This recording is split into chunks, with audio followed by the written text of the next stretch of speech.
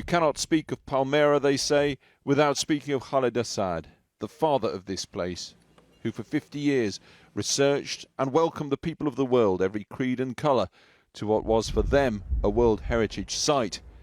For Khaled Assad, it was home, his life, his trademark spectacles still peering into and unearthing Palmyra's mysteries into his 82nd year. It was very emotional for him because he would show me marks on the pillars, and it kind of reminded me when you have a child and you mark how tall he is at a certain age or at a certain year by drawing a mark on the door. And this is how he felt about each one of these pillars and about the castle of Palmyra and about every part of the old city. He was very passionate about Palmyra as a city and as archaeological sites, and I urged him to leave actually towards when ISIL took control of the city, and he refused. And that is the world-renowned scholar, the 82-year-old man whose beheaded body was left hanging from a lamppost. The placard accuses him of supporting idolatry and the Syrian government. IS fighters came for him a month ago along with his son. He was tortured. They wanted to know where the artifacts from the site had been hidden.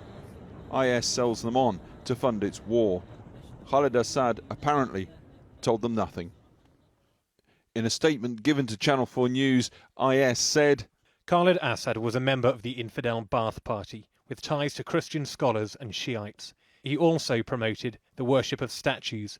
After he was arrested, we offered him the chance to repent and pledge allegiance to the caliphate, but he refused. IS took Palmyra in May.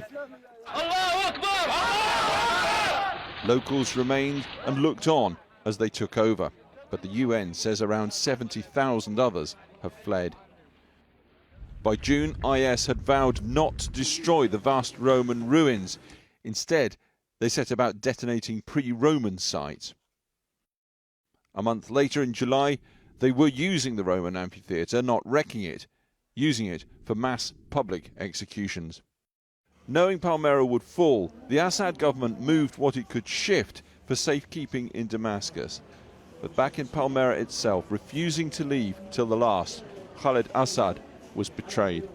One of his daughters, one of the daughters of Mr. Khaled Assad, told me earlier today that they think the reason he was killed by ISIL is because one of his neighbors tipped off ISIL that Mr. Assad has very strong ties. Obviously, he was a government employee, he had very strong ties with the Syrian government, and he had met the Syrian president Bashar al-Assad on several occasions to be rewarded and given medals for his work on Palmyra. And that was more than enough for the butchers and torturers of IS.